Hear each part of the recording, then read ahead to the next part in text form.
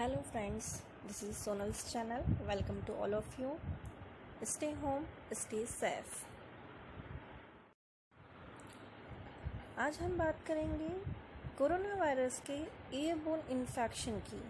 Corona virus pandemic की इस दूसरे लहर में हवा तक पहुंच गया है। अब यह बच्चों तक में अपना कहर बरसा रहा है। The novel coronavirus is an infectious disease causing agent that can be transmitted from one person to another. जैसा कि हम सभी जानते हैं, पहले ये इन्फेक्शन 45 प्लस एज ग्रुप के पर्सन्स में इन्फेक्शन कर रहा था। अब यह यंगस्टर्स में और बच्चों में भी सीवियरिटी के साथ अपने इन्फेक्शन को स्प्रेड कर रहा है। लगभग 200 साइंटिस्ट 32 देशों के एक साथ इस पर रिसर्च कर रहे हैं। WHO के अकॉर्डिंग भी अब ये कंफर्म हो चुका है कि कोरोना वायरस एयरबोर्न ट्रांसमिशन के द्वारा होता है। हालांकि अभी इसके कंफर्म डाटा पब्लिकली ओपन नहीं हुए हैं, अभी इस पर रिसर्च चल रहा है।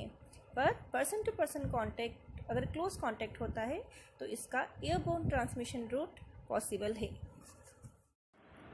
Mode of infection definitely corona virus respiratory mode of infection है, अर्थात श्वसन हमारे इनहेलेशन में श्वसन के द्वारा स्प्रेड होता है।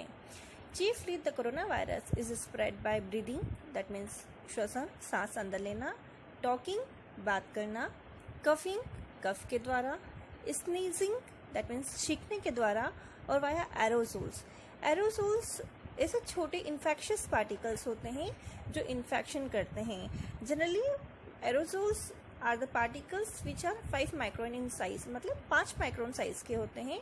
ये अगर 5 माइक्रोन से बड़े होते हैं तो हम इन्हें ड्रॉपलेट्स कहते हैं। Actually droplets are settle down, they are not transmitted in air. So corona virus का इन्फेक्शन या स्प्रेड ड्रॉपलेट्स के द्वारा हो ऐसा पॉसिबल नहीं है। फिर भी it is mandatory to wear mask for all.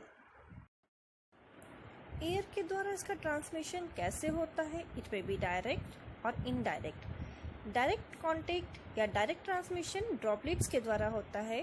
जब एक पर्सन किसी दूसरे पर्सन के साथ क्लोज कांटेक्ट में आता है तो रेस्पिरेशंस के द्वारा, कफिंग के द्वारा या स्नेजिंग के द्वारा उसमें इन्फेक्शन हो जाता है। इनडायरेक्ट कांटेक्ट के थ्रू ट्रांसमिशन जनरली फोमाइट्स के द्वारा होता है। फोमाइट्स होते हैं नॉन लिविंग ऑब्जेक्ट्स, जैसे फर्नीचर हुआ या दरवाज़ा हुआ। इन सब चीज़ों को, इन सब ऑब्जेक्ट्स को जब एक इन्फेक्टेड पर्सन टच करता है और फिर उसी को कोई हेल्थी पर्सन टच करता है तो इन्फेक्शन स्प्रेड हो जाता है। एयर के द्वारा जब ट्रांसमिशन होता है तो इसके लिए बहुत सारे रिसर्च चल रहे हैं। कुछ रिसर्च जर्नल्स अपने डाटा को पब्लिश कर चुके हैं। यूनिवर्सिटी ऑफ ऑक्सफोर्ड की evidence 10 line of evidence to support the predominance airborne route of transmission rates of SARC, that means severe acute respiratory coronavirus, are much higher in indoor than outdoors. Its transmission is greatly reduced by indoor ventilation. अगर हम घर के दरवाजे खिड़की खुले रखेंगे तो हवा के द्वारा जो ट्रांसमिशन का रेट है, इन्फेक्शन के जो चांसेस है वो कम हो सकते हैं।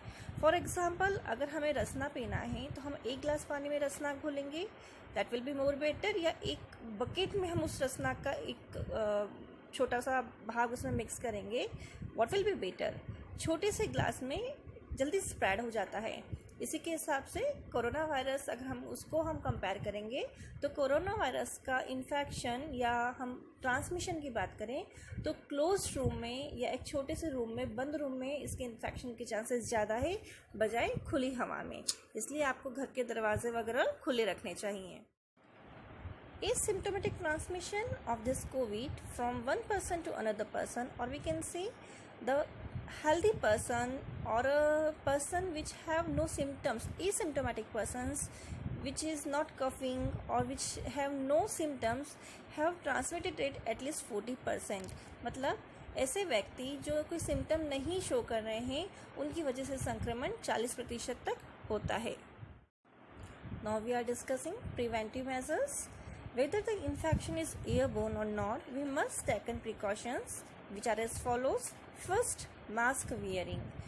हमने पहले भी इस रूल्स को फॉलो किया है, हमें और स्ट्रिक्टली इन सब चीज़ों को फॉलो करना है, क्योंकि दिस पैंडेमिक, इसकी जो दूसरी लहर है वो ज़्यादा सीवियर है। Next, social distancing, regular hand washing with soap,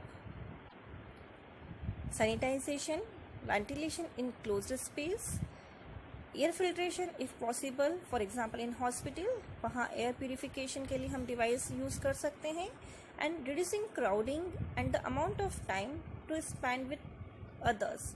हम अगर एक साथ कुछ लोग बात भी कर रहे हैं मास्क वगैरह पहनकर, तो हमें कम से कम टाइम स्पेंड करना चाहिए।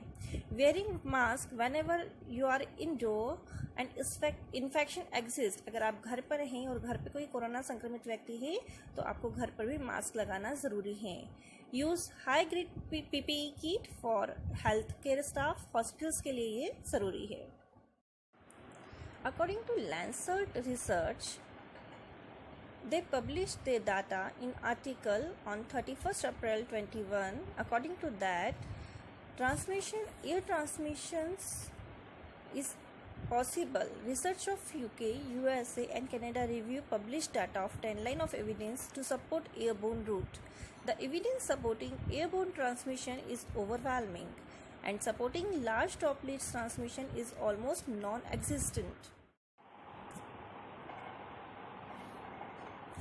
Side effects of corona or COVID-19 due to suppression of immunity, just like HIV virus, जैसे एड्स में इम्यूनिटी कम हो जाती है, वैसा ही कुछ कोविड-19 में भी होता है। Corona virus to affects our body organs besides respiratory system, such as some COVID patients even after recovery suffer from eyes, throat और intestinal infections.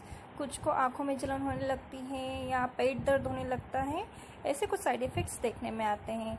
One new more is mucormycosis. It is a fungal infection. It affects those person whose immunity is suppressed.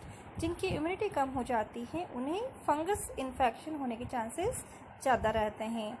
इसके कुछ symptoms जैसे painful और redness around eyes and nose, fever, headache, difficulty